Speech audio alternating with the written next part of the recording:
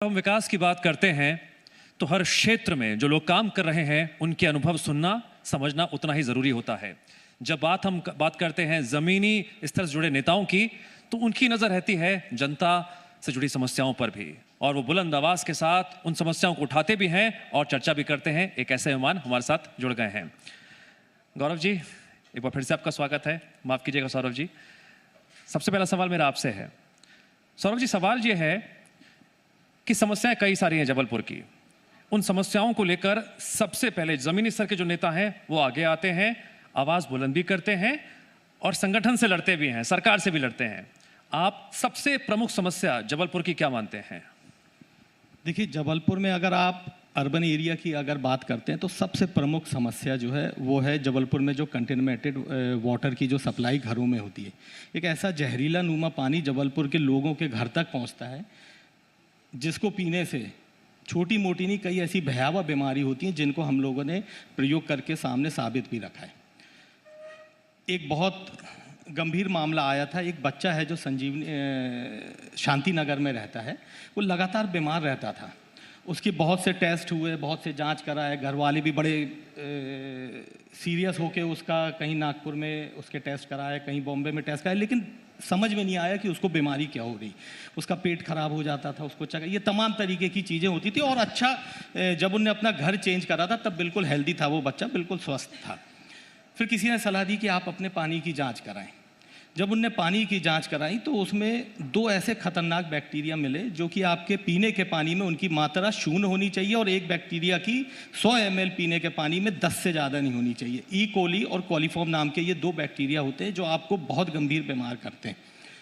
जब उनके घर की पानी की जांच कराई तो हम लोगों ने देखा जब इनके घर में ये स्थिति है तो आजू बाजू भी होगी। आजू बाजू का जायज़ा लिया तो वहाँ पर कोई बुजुर्ग बीमार है, कोई अच्छा हेल्दी पर्सन एक बीमार हो गया। फिर हम लोग उस मुद्दे की गहराई में गए कि ये ऐसा हो क्यों रहा है। ये मैं आपको कोविड काल के पहले की बता रहा हूँ बात। फिर उसके बाद हम लोगों ने PHE डिपार्टमेंट में वाटर टेस्टिंग किट एक होती है जिसमें आप घर का आप उसमें पानी डालें तो वो कलर चेंज करके आपको इंडिकेट करती है कि आपके पानी में कितना पोल्यूशन है। हम लोगों ने उसके कम से कम 500 सैंपल कराए जबलपुर के अर्बन एरिया के अलग अलग कोने से, और आप बिलीव करिए 500 में से 450 सैंपल जो हैं, आप तो कागज भी लेकर आए हैं। हाँ, मैं कागज भी लेकर आऊँगा। आपको पहले तो धन्यवाद देना चाहता हूँ कि आपके माध्यम से ये अवसर मिला कि जबलपुर के इतने बड़े मुद्दे पर जो कि लोगों की ज़िंदगी से जुड़ा हुआ है उसमें प्रकाश डाला जा सके।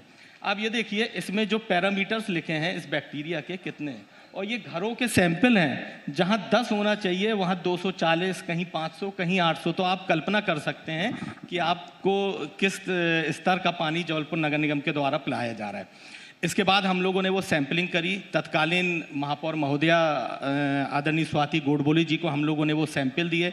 निसंदेह राजनीति में ऐसा होता है कि वो हमारे दूसरे दल की हैं तो उनके मन में भी ये शंका रही होगी कि कहीं ऐसा तो नहीं कि उस पानी को मैंने इस तरीके से तैयार किया हो।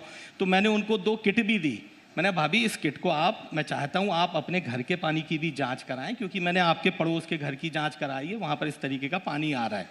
बहरहाल ना वो सैंपल पे कोई काम हुआ, ना महापौर महोदया ने पता नहीं अपने घर की जांच कराई कि नहीं कराई, हो सकता है कराई भी हो तो बताई ना हो। ये तमाम चीज़ें रहीं। और उससे बड़ी बात, ये जबलपुर शहर में इस बात को सही करने का और इस बात की जनजागृति करने की जवाबदारी जिनके पास है उनको पता ही नहीं है कि इससे निजात कैसे पाना है। PHE के आपके जितने भी ऑफिसेज हैं वहाँ पर वो टेस्टिंग किट अवेलेबल नहीं है।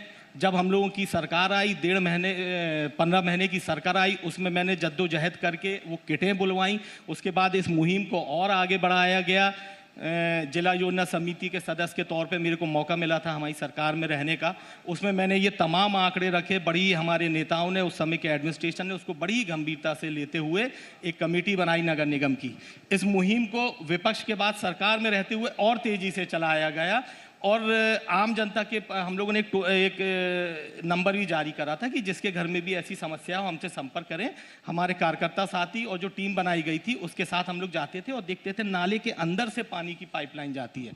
इसके बाद जब दबाव बनाया गया तो नगर निगम के इतने अप्रशिक्षित अधिकारी और कर्मचारी हैं, वो जो मेन टैंक होता है एक किसी भी मोहल्ले का, आपने देखा होगा, आपके यहाँ भी होता होगा, तो उस पानी की वो जांच कराते हैं और बोलते हैं ये पानी बिल्कुल पीने योग्य है। उनको हम लोगों ने प्रैक्टिकली ये साबित करा कि जब इस टैंक से आपकी पाइपलाइन, मेन पाइपलाइन से जाके अलग अलग वेन्स के माध्यम से घरों में जाती है, और जब वो नाले से जाती है तो उसके अंदर जो सिल्ट होती है उससे वो पाइपलाइन परफोरेटेड हो जाती है, जिससे पीने का पानी और नाले का पानी मिक्स होके इस बैक्टीरिया को जन्म देता है। लेकिन 15 महीने का जो सौभाग्य मिला था उसमें काफ़ी हद तक हम लोगों ने काम करा। सरकार दुर्भाग्यपूर्ण जिस तरीके से अलग की गई, ये स्थिति जस की तस वहीं बनी हुई है, और जबलपुर की जनता अभी भी मजबूर है ना केवल गंदा पानी पीने के लिए, जहरीला पानी पीने के लिए। और मैं आपके मंच के माध्यम से अपील करना चाहता हूँ कि हमारे जबलपुर के अगर लोग ये सुन भी रहे हैं तो जो वाटर टेस्टिंग किट है वो अगर पीएचई डिपार्टमेंट वाले आपको नहीं देते तो आप हमसे ले सकते हैं, और अगर आपके यहाँ अगर इस तरीके का पानी आता है तो आप हमसे। सर, समस्याओं की बात हो गई, अब जरा खूबियों की बात कर लेते हैं। प्रिया जी हाँ, मैं, क्योंकि आपने कहा बहुत इंपॉर्टेंट बात कही, हमने इस पर आगे भी हम बात करेंगे।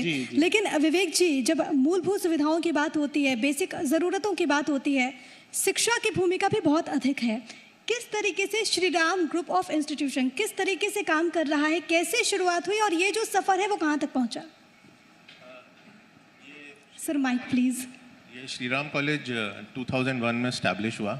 आदरणीय करसौलिया जी उसके चेयरपर्सन हैं, और उस समय चेयरपर्सन थे, और doctor SP Costa farmer director ISRO और फॉर्मर वाइस चांसलर भी हैं जबलपुर के आरडीबीवी यूनिवर्सिटी से, वो हमारे ग्रुप डायरेक्टर थे। वहाँ से हमने शुरुआत करी। पहले बी था, फिर बीटेक, एमसीए, एमबीए, ये सारे कोर्सेज आए, और उसके साथ अभी एट प्रेजेंट हमारे पास 10 कॉलेजेस हैं। उसमें हमने BA, BCom, BSc, BBA, LLB भी इंट्रोड्यूस किया। कुल मिला के हमारे पास अराउंड 11,000 स्टूडेंट्स हैं एट प्रेजेंट। और जैसे कि डायरेक्टर रजनीश जैन साहब ने बताया कि हम लोग ने भी कोशिश यही करी कि यहाँ का बच्चा बाहर ना जाए, यहीं रहे, और यहाँ से जो है अपना जो कैरियर स्टार्ट करे, एक बहुत अच्छी एजुकेशन ले टेक्नोलॉजी से रिलेटेड। तो उसी में हम लोग अभी लगातार प्रयासरत हैं। ठीक है सिद्धार्थ जी, मैं अब आपसे समझना चाहूँगी, क्योंकि बहुत प्रतिष्ठित नाम है आपका भी, आपके भी सफ़र के बारे में मैं जानना चाहूँगी। कैसे हासिल हुआ ये मुकाम, और किस तरीके से आप लोग सर्विसेज प्रोवाइड कर रहे हैं मध्य प्रदेश में? आ रही आवाज़? जी जी हाँ, सबसे पहले ये देखना होता है कि जो हमारे कस्टमर है वो कौन है। कस्टमर के हिसाब से ही बिज़नेस हमें करना चाहिए। जनरली ऐसा देखा गया है। हाँ, एबरेशंस होते हैं, बहुत सारे ऐसी चीज़ें होती हैं, कस्टमर को अपनी नीड नहीं पता होती, तो फिर उसके लिए एंटरप्रेन्योरशिप है, ये सब चीज़ें हम एंटरप्रेन्योरशिप में भी आगे हैं। बट किसी भी शहर में काम करने के लिए इम्पॉर्टेंट है कि वहाँ की नीड को समझना। हमारे जो जितने भी प्रतिष्ठान हैं, जैसे आप गोल्ड की बात करें, हमारे गोल्ड के शोरूम्स बहुत ही अच्छे, हमसे अच्छे रेट्स आपको मुश्किल ही है कहीं पे अवेलेबल होंगे। हमारे जो रिटेल स्टोर्स हैं उनके कपड़े आम जनता के लिए बने हुए हैं। हमारे जो कंस्ट्रक्शन है वो आम जनता के लिए है। हमारे जो मॉल है वो भी आम जनता के लिए बना हुआ है। एंटरटेनमेंट से लेकर के मल्टीप्लेक्सेस से लेकर के सब कुछ हम जो भी करते हैं हम आम जनता के लिए करते हैं, सबके लिए, सबके द्वारा। ठीक है। तो इसीलिए हमारा जो है वो ग्रुप उस हिसाब से कस्टमर की नीड को पढ़ करके ही आगे बढ़ा है। सौरभ जी, आपको 2020 में लेके जा रहा हूँ जी, मार्च 2020। आपको याद होगा आपने समर्थन किया था अपने पसंदीदा नेता का, जो आज हमारे मेहमान भी थे, विवेक तनखा जी का। जी, याद आया कुछ? जी जी, बताएंगे। समर्थन मतलब ऐसा चाहे वो तारीख बोल, मैं प्रदेश अध्यक्ष की बात कर रहा हूँ, प्रदेश अध्यक्ष पद के लिए। याद आया? बिल्कुल बिल्कुल आया। अभी भी उस मांग पर कायम है? देखिए, उस समय जिस तरीके का माहौल चल रहा था, प्रदेश अध्यक्ष के बारे में बातें चल रही थी, तो मेरे से राय ली गई, चूँकि मैं उनसे बहुत समय से कनेक्टेड हूँ और उनके कार्य करने की हम लोगों ने शैली देखी है कि वो आम कार्यकर्ता से किस तरीके से मिलते हैं, किस तरीके से समय देते हैं, और सबसे महत्वपूर्ण उनके अंदर जो संवेदनशीलता है, जो कि एक राजनेता के अंदर होनी चाहिए। अब विश्वास मानिए, उन तक अगर कोई भी ऐसे मरीज की, ऐसे बीमार आदमी की, या ऐसे जिसको शिक्षा की आवश्यकता है, अगर उस ऐसे व्यक्ति की उन तक अगर खबर जाती तो वो पर्सनली उसमें आगे बढ़ के करते हैं। अमूमन होता यह है कि जो आम जीवन में, सार्वजनिक जीवन में जो राजनेता होता है उसका एक ऑफिस स्टाफ होता है, और जब कोई आदमी उसके पास आता है तो वो नेता उसके तरफ भेज देता है कि आप अपनी समस्या बना दीजिए। लेकिन मैंने स्वयं से ये देखा है कि छोटे छोटे व्यक्ति की समस्याओं के लिए न केवल पॉलिटिकल, तनखा जी का अगर आप व्यक्तित्व देखें तो वो जो हार्डकोर पॉलिटिशियन होते हैं उनका नेचर वैसा नहीं है। वो सबसे पहले एक सोशल वर्कर हैं, जो कि आदमी की जो मूलभूत आवश्यकताएं होती हैं उसके जीवन के लिए, उसमें कैसे सुधार आ सके उस तरफ उनका ध्यान होता है। आप देखिए, कांग्रेस पार्टी से वो राज्यसभा सांसद हैं, उनके बयान उठा के देख लीजिए, पिछले आप लगभग 6 साल होने जा रहे हैं कि उनने कभी विरोधी दल के बारे में ऐसा कटाक्ष किया हो। ये उनकी एक सज्जनता है। तो मैं समझता हूँ उस समय अगर मैंने ये बात कही थी तो निसंदेह मैंने कहीं कुछ गलत नहीं किया था। और हमारे नेता हैं, हम लोगों के लिए, हम लोगों की बातें सुनते हैं, जो हम लोग के स्तर की नहीं होती हैं, जो हम लोग उन माध्यम से करवा सकते हैं, वो उसमें बड़ी संजीदगी तरीके से उसको लेते हैं। ये सब जो भी मामले, मुद्दे जिसके लिए आज आप लोगों के साथ बैठने का सौभाग्य मिला, इसमें कहीं ना कहीं बहुत बड़ा योगदान, बहुत बड़ा समर्थन माननीय तनखा जी का भी रहा है। ठीक है, सिद्धार्थ जी, मेरा सवाल यहाँ पर आपसे होगा, क्योंकि समदड़िया ग्रुप और आपने कहा कि किस तरीके से शुरुआत हुई और हर व्यक्ति के लिए, आम जनता के लिए, आम जनता के द्वारा, लेकिन जाहिर है कि इस वक्त कंपटीशन हर जगह है, चुनौतियाँ आपके सामने भी रही होंगी। क्या योजना आपके लिए है अभी मौजूदा हालात में, जब इतने ज़्यादा कॉम्पिटिशन है, और ख़ुद आप कैसे अलग महसूस करते हैं बाकी लोगों से? देखिए, अपना नीश पकड़ के चलना चाहिए। एक बिजनेस में नीश होता है, एक हमारा कस्टमर होता है। कस्टमर की प्रोफाइल हमें पता होना चाहिए कि हमारा कस्टमर कौन है, और उसके हिसाब से अगर आप काम करेंगे तो आपको कभी भी बहुत ज़्यादा कंपटीशन नहीं मिलेगा। एक आपका नीच प्रोडक्ट है। आप जैसे, अगर मैं रियल एस्टेट में बात करूं तो हमने हमेशा नए एरियाज़ को डेवलप किया है और हमेशा अफोर्डेबल हाउसिंग पे ही काम किया है। हमारे प्रोजेक्ट आपको जबलपुर की टॉप लोकेशंस पे मिलेंगे और उनके रेट्स आपको अनबिलीवेबल मिलेंगे। ऐसा नहीं है कि अच्छी लोकेशन में सिर्फ अमीर आदमी रह सकता है या हाई क्लास आदमी रह सकता है। Middle class, upper middle class आदमी को भी बेहतरीन घर मिलेगा हमारे प्रॉपर्टीज़ पे। और नए एरियाज़ को अगर डेवलप करने की बात करी, जैसे ग्रीन सिटी है ISBT के पास में, पूरा हमने डेवलप किया है। उस एरिया पे काम भी पूरा हम लोगों ने किया है और फिर बाद में लोग उधर पे पहुँचे। तो नए एरियाज़ को डेवलप करना, अपने कस्टमर को समझना, नीश मार्केट को पकड़ना और अच्छे से अच्छे दामों में बेस्ट से बेस्ट चीज़ को प्रोवाइड करना। अगर ऐसा करेंगे तो कंपटीशन का फ़र्क आपको कभी भी नहीं पड़ेगा। ठीक है विवेक जी, एक अच्छा विजन वो होता है जहाँ कॉन्सेप्ट क्लियर हो, मैसेज क्लियर हो। आपका विजन क्या है? हमारा विजन जो है वो यहाँ पे, जैसे अभी तो हम लोग एजुकेशन सेक्टर में हैं। अभी पेटीएम का भी हमारे पास एक यहाँ पे IT पार्क में एक ऑफिस है जहाँ पे अराउंड 800-900 लोग काम कर रहे हैं, जो मेरे हिसाब से जबलपुर के लिए एक काफ़ी बड़ा नंबर है एम्प्लॉयमेंट के लिहाज से। तो जो मैंने बेसिक प्रॉब्लम देखी है MP में और जो बाकी स्टेट्स में नहीं है, वो है अनएम्प्लॉयमेंट की। बिकॉज़ यहाँ पे जो है इतनी सारी इंडस्ट्रीज़ नहीं हैं एक्चुअली।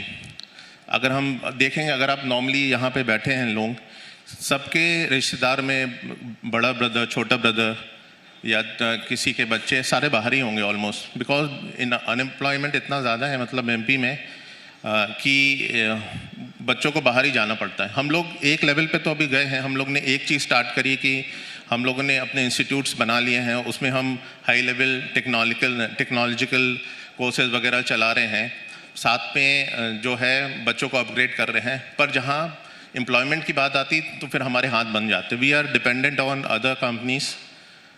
बच्चे हमारे इतने कैपेबल रहते हैं और सबसे अच्छी बात यहाँ के बच्चों की ये रहती कि उनको बिकॉज उतना ज़्यादा डाइवर्जन नहीं रहता है तो वो बहुत कॉन्सेंट्रेशन से काम करते हैं। तो हमको जो फीडबैक मिलता है कंपनी से वो ये बताते हैं कि आपके यहाँ के बच्चे बहुत अच्छे हैं और कम से कम एटलीस्ट 2 साल तो वो एक कंपनी में रहते हैं, जिससे उनको प्रोजेक्ट्स का नॉलेज भी मिलता है और उनका फ्यूचर सेफ होता है। पर यही बात है कि अगर ये सारी चीज़ें हमारे यहाँ हो जबलपुर में, जैसे आपको मैं जैसे एक सिंपल केस स्टडी बताता हूँ। जैसे फॉर एग्जांपल पुणे में अगर आप गए होंगे तो वहाँ पे एक मागरपट्टा सिटी करके है। तो पहले वहाँ पे एक फार्मर थे जो मिस्टर मागरपट्टा थे। तो लोगों ने अप्रोच किया, उनने बोला कि आप जो है ये इतना ज़्यादा लैंड है आपका पुणे में, ये हमको दीजिए, हम आपको उसके अगेंस्ट में जो भी है वो कर देंगे और हम इसको इस्टेब्लिश करना चाहते हैं। तो सबसे पहले उनने इंफ्रास्ट्रक्चर बनाया, उनने रियल स्टेट में मतलब इन्वेस्ट किया, उनने हाउसेज वगैरह नहीं बनाए। They went on and they made different structures for different companies. वहाँ अगर आप जाएंगे मागरपट्टा में तो देर आर 11 टावर्स, और वो सबसे पहले उन लोगों ने वो टावर्स जो है कंपनीज को दिए। कंपनीज को दिए तो employees they came from outside. अब वो वहाँ आए, वहाँ उन्होंने जॉब स्टार्ट किया। अब उनके पास पैसा तो है लेकिन रहने को नहीं है। Then the same people they develop the housing facility. Now these people who were employed, अब उनने जो है अपना वहाँ पे घर ले लिए। And then since they were there what happened, अब उनको एंटरटेनमेंट के लिए चाहिए कुछ, तो then they started off with Amanora mall and all. हमने जो यहाँ पे देखा है वो ठीक है, रियल स्टेट रहता है, we go for housing and all. अगर हम यहाँ पे इंफ्रास्ट्रक्चर बनाए for companies and we invite them, start of your own offices over here, so what will happen, people will come, they will stay over here, और जब वो यहाँ रहेंगे और यहीं खर्च करेंगे तो नेचुरली एमपी का रेवेन्यू बढ़ेगा। जो एक्चुअली अगर हम देखें तो एमपी में एक्चुअली मिनी ट्रेन है। Mini train in the sense, जैसे पहले हम बोलते रहे इंडिया से बाहर जाते हैं लोग, अमेरिका जा रहे हैं तो हमारा जो ब्रेन है इट इज़ गोइंग आउटसाइड। यहाँ एमपी में भी वही हो रहा है। यहाँ का जो अगर एक स्किलफुल पर्सन है, he will have to find a job outside. वो वहाँ जाता, वहाँ कमाता, वहीं खर्च करता। So that state is progressing. But if you're talking about MP, it is over there. So one of the basic reasons for MP not developing is that अगर यहाँ पे employment रहेगा, and if we have more factories, more MNCs coming over here in MP, what will happen? Everything will change. And slowly we will also develop. ये बहुत ज़्यादा ज़रूरी है अभी आपने कहा। सौरभ जी, क्योंकि आप जनहित से जुड़े विषयों को उठाने के लिए जाने जाते हैं, गंदे पानी का आपने जिक्र किया, लेकिन हमने देखा कि चीट फंड कंपनीज को लेकर भी आपने बिगुल फूका। सरकार की ओर से भी कदम उठाए जा रहे हैं, लेकिन क्या लगता है आपको, आप उन कदमों से कितने संतुष्ट हैं? आपको क्या लगता है कि कितना और करने की ज़रूरत है इस राह में ताकि लोगों को इंसाफ मिल सके? देखिए, एक तो मैं आपको करेक्ट करना चाहूँगा कि सरकार की तरफ से कोई कदम नहीं उठाए जा रहे। सरकार की तरफ से अगर कदम उठाए जाते तो मैं नहीं समझता हूँ कि ये इतना बड़ा मसला है कि हल नहीं हो सकता। सरकारें कितने बड़े बड़े मसले हल कर देती हैं, और आज जिस तरीके की सरकार देश में चल रही है और प्रदेश में चल रही है तो उनके सामने तो ये बहुत छोटा मुद्दा है। आप सरकार की छोड़िए, मैं जबलपुर की बात बताता हूँ। हमारे जबलपुर में एक लोकसभा के सांसद हैं, एक राज्यसभा के सांसद हैं। जिस समय से हमने ये मुद्दे को उठाया है, सबसे पहले माननीय तनखा जी को इस विषय पे हम लोगों ने अवगत कराया। उनने अपने 2 दिन पर्सनली हमको, हमारे अभिकर्ता साथियों को दिए, इस मुद्दे को समझा और इसमें आगे कैसे बढ़ना है हम लोगों को गाइड करा। दूसरी तरफ हम लोग माननीय सांसद राकेश सिंह जी से गुहार लगाते रहे कि ये बहुत बड़ा मुद्दा है, और आप मानिए कि सहारा कंपनी में जो लोगों का निवेश है, पूरे हिंदुस्तान में सबसे पहला नंबर जो आता है वो जबलपुर का आता है। ये आंकड़े मैं आपको दूंगा। जबलपुर के 3 लाख इन्वेस्टरों का 700 करोड़ रुपए पेंडिंग है, और ये आंकड़ा पूरे हिंदुस्तान में कोई भी शहर में नहीं होगा।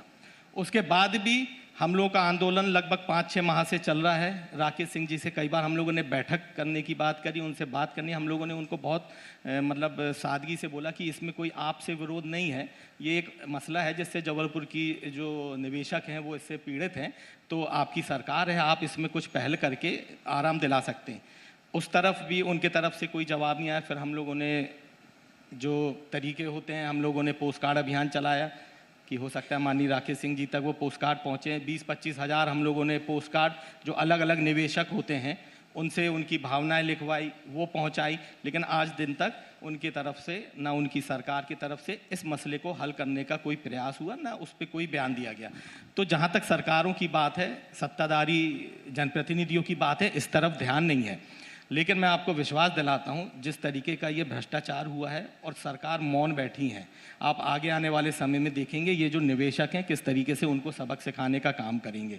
और आपके माध्यम से उन निवेशकों को भी भरोसा दिलाना चाहता हूँ कि सहारा में जो आपके पैसे निवेश हैं, कहीं का, किसी भी जिले का मिले ना मिले, लेकिन जिस रास्ते पे हम लोग चल रहे हैं, जबलपुर के प्रत्येक निवेशकों का पैसा हम लोग लौटवा के देंगे।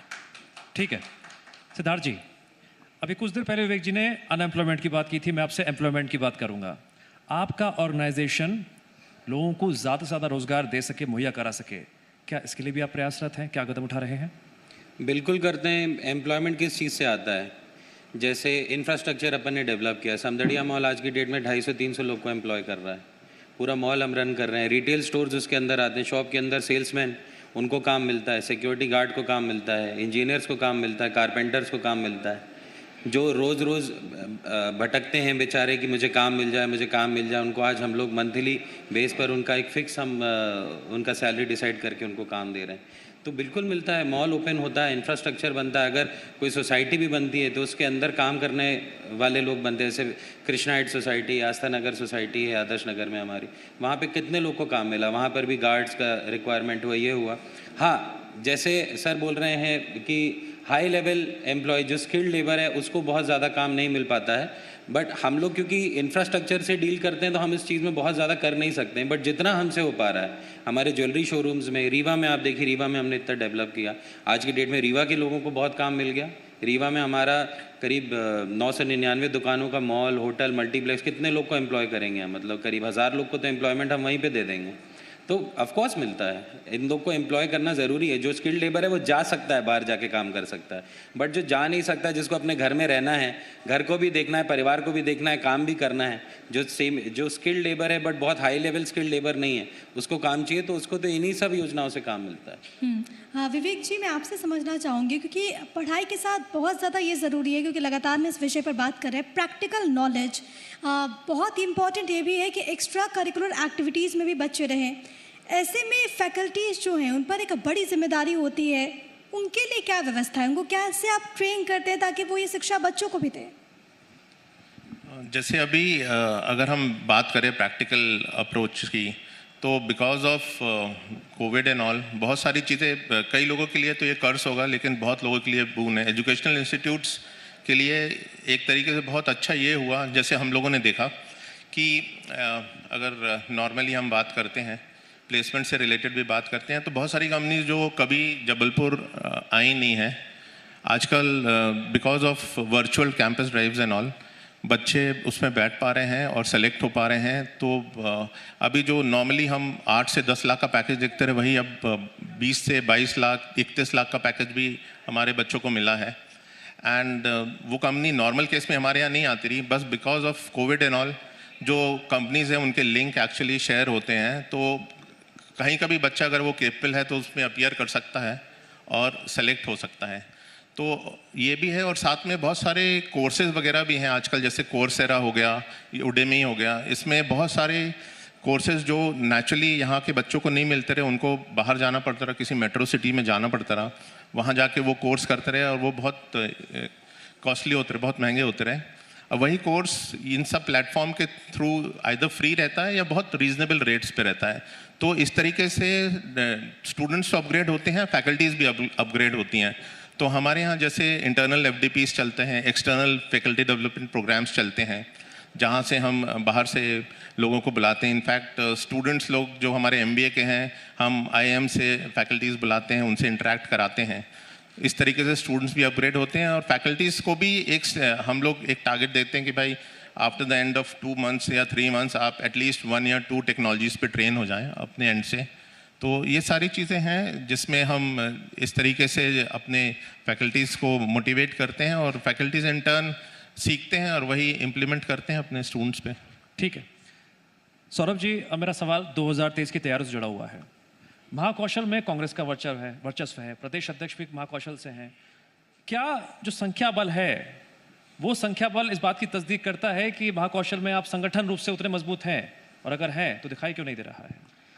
देखिए, संख्या बल जो होता है वो हर चुनाव में घटता बढ़ता रहता है, लेकिन 2023 की अगर तैयारी की आप बात कर रहे हैं तो हम भारतीय जनता पार्टी से कहीं आगे हैं। उसका एक कारण ये है कि जिस तरीके से माननीय कमलनाथ जी की सरकार को भारतीय जनता पार्टी के द्वारा षड्यंत्रपूर्ण तरीके से गिराया गया, उसके बाद कोविड काल इस प्रदेश की जनता ने देखा, तो उनने ये इस बात का आकलन कर लिया है कि इस प्रदेश को चलाने के लिए सबसे उपयुक्त अगर पार्टी है तो वो कांग्रेस पार्टी है कि भारतीय जनता पार्टी है। 15 महीने का जो कार्यकाल था, आपने देखा कितने अच्छे तरीके से सर्वहारा वर्ग के लिए काम किया गया। उसके बाद कोविड काल में किस तरीके से इस प्रदेश की जनता की दुर्गति हुई है, ये भी लोगों ने देखा। किस तरीके से अस्पतालों में जगह नहीं मिली, किस तरीके से लूट मची, किस तरीके से ऑक्सीजन की कमी हुई, किस तरीके से भारतीय जनता पार्टी ने उस समय भी आपदा में अवसर तलाशा, 100 रुपये का गेहूं चावल दिया, 200 रुपये का उसमें बैग में अपनी फ़ोटो लगाई। ये तमाम चीज़ें इस प्रदेश की जनता ने देखा है। और संगठन की आप बात कर रहे हैं तो कई ऐसे लोग हमारे संगठन से जुड़ रहे हैं जिसका राजनीति से लेना देना नहीं था। तो ये तमाम बातें हैं जो 2023 में हमको आगे ले जा रही हैं और हमारी सरकार बन रही है। और बहुत अच्छे तरीके से आप देखेंगे कि पिछले बार जो थोड़ी चूक हो गई थी वो भी नहीं होगी। और इस प्रदेश में कांग्रेस पार्टी ने जिस मंशा के साथ 2018 में प्रयास कर रहे थे कि हम सरकार में आएंगे तो क्या क्या काम करने, किसी कारण से अगर वो बाधित हो गए हैं तो आप देखेंगे कई दशकों तक हम उस काम को आगे ले जाएंगे और जितनी भी ये समस्याएं हैं उनसे हम लोग आम जनता को निजात दिलाने का काम करेंगे। सौरभ जी, बिल्कुल राजनीतिक शोर नहीं होना चाहिए, समाधान के लिए रास्ते निकाले जाने चाहिए। जनता के बीच रहते हुए कैसे उन मुद्दों को हम समाधान निकाल पाए, इसके लिए भी कदम उठाए जाने चाहिए। आप लगातार उसके लिए प्रयासरत हैं। आपको बहुत बहुत शुभकामनाएं आगे के लिए। और आप दोनों मेहमानों का बहुत बहुत शुक्रिया। शिक्षा के क्षेत्र में और कंस्ट्रक्शन के क्षेत्र में आप जिस तरह से काम कर रहे हैं, लगातार आपको सफलता मिलती रहे। एक मिनट आपका मिनट का समय और लूंगा जी। एक जो सबसे महत्वपूर्ण मुद्दा है उस पर आपने अभी प्रकाश ही नहीं डाला, जो बिजली की समस्या है। मैं चाहूंगा अगर 2-5 मिनट का है तो उसमें भी कुछ मेरे को बोलने का अवसर मिल जाए। 1 मिनट आप बोलिए। देखिए, जबलपुर में हम लोग निरंतर पिछले 4 साल से आंदोलन और अभियान चला रहे हैं बिजली के लिए, जिसके लिए हम लोगों ने उपभोक्ता अधिकार आंदोलन के माध्यम से आम जनता को जागरूक भी किया। बिजली का मुद्दा न केवल यहाँ तक सीमित हो सकता है कि बिजली के दाम बढ़ गए या बिजली कट गई या बिजली के अनाप शनाप बिल आ गए। ऐसे तमाम रास्ते बिजली विभाग के द्वारा बनाए जाते हैं जिस तरीके से आम जनता को लूटा जाए। तो आपके माध्यम से आम जनता से भी मैं अपील करना चाहता हूँ कि बिजली विभाग के जो अधिकारी होते हैं, they are not government authorities. वो एक दुकानदार हैं जो अपना माल बेच रहे हैं और आप उस माल को खरीद रहे हैं, तो आपके कंज्यूमर राइट भी बनते हैं। आपके साथ जो भी गड़बड़ी होती है, जिस तरीके उसका भी एक कागज लाया था। आज जबलपुर में 78 ऐसी कॉलोनियां हैं जो अनइलेक्ट्रिफाइड हैं। इसका मतलब लगभग 60,000 घर ऐसे हैं जहां पर टीसी कनेक्शन लगे हैं, टेम्परेरी कनेक्शन। जिसके यहाँ टीसी कनेक्शन लगा है उसका बिल उतनी ही यूनिट का आता है 5,000। उसके पीछे वाला जो घर है उसकी उतनी ही यूनिट का बिल आता है 500 रुपये। ये अंतर आज चल रहा है और मैं समझता हूँ इसके लिए आप सबको भी लड़ने की आवश्यकता है। कांग्रेस पार्टी, हमारा आंदोलन, हमारा अभियान आपके लिए हमेशा खड़ा है। जगत जी आए थे कुछ देर पहले, तो इस मुद्दे पर उनसे बातचीत की थी, सवाल भी किए थे। बहरहाल जगत बहादुर जी आए थे, उनसे भी सवाल किए थे इस बारे में। लेकिन मैं आपको बता रहा हूँ, बिजली विभाग के अंदर इतने लूपहोल्स हैं, इतने उनने रास्ते बनाए हैं आम जनता को लूटने के, कि मैं समझता हूँ अगर एक दिन आप सिर्फ अगर उसी मुद्दे पे देंगे तो वो भी कम रहेगा। ठीक है, बहुत बहुत शुक्रिया। आपने तमाम मुद्दों को सामने रखा। जनता की आवाज सरकार तक पहुंचे, सिस्टम तक पहुंचे। बहुत बहुत शुक्रिया। बहुत धन्यवाद। लेकिन रिक्वेस्ट करूंगी कि आप तीनों प्लीज मंच पर ही रहें। साथ ही साथ मैं इनवाइट करना चाहूंगी जी मध्य प्रदेश छत्तीसगढ़ के एडिटर मोहित सिन्हा जी को और साथ ही साथ सेल्स हेड राजीव त्रिपाठी जी को जी मध्य प्रदेश छत्तीसगढ़ के, कि वो हमारे इन तीनों खास मेहमानों को फेलिसिटेट करें, स्मृति चिन्ह भेंट करें। तो इस सत्र में हमने बात की आपकी, हमने बात की युवाओं की, हमने बात की कि किस तरीके से समदड़िया ग्रुप आगे बढ़ रहा है। हमने जाना श्री राम कॉलेज जबलपुर के बारे में भी कि किस तरीके से युवाओं को आगे बढ़ाने का काम किया जा रहा है। इसके अलावा सौरभ नाटी शर्मा जो कि प्रदेश महामंत्री हैं, कांग्रेस पार्टी से ताल्लुक रखते हैं, उनसे भी जनहित के तमाम विषय, चाहे वो गंदे पानी को लेकर हो, बिजली बिल्स को लेकर हो, इसके अलावा चीट फंड कंपनीज को लेकर हो, इस तमाम विषयों पर हमने बात की। हमने जानने की कोशिश की कि क्या उनका विजन है संगठन को मजबूती देने के लिए, किस तरीके से काम कर रहे हैं। तो तीनों खास मेहमान जिन्होंने अपनी बातों को रखा, क्या उनका विजन है, उसको जिक्र किया, कितनी चुनौतियां आई, किस तरीके से सफर आगे बढ़ा, ये भी जानने की कोशिश आज इस मंच से की। लगातार जी मध्य प्रदेश छत्तीसगढ़ के इस मंच से वो तमाम लोग, वो तमाम शख्सियतें जो कि बेहतरी के लिए कार्य कर रहे हैं, समाज को एक दिशा दिखा रहे हैं, युवाओं का भविष्य गढ़ रहे हैं, तराश रहे हैं, वो हमारे साथ जुड़ते हुए अपनी बातों को साझा कर रहे हैं, अपने अनुभवों को बता रहे हैं। साथ ही साथ ये बता रहे हैं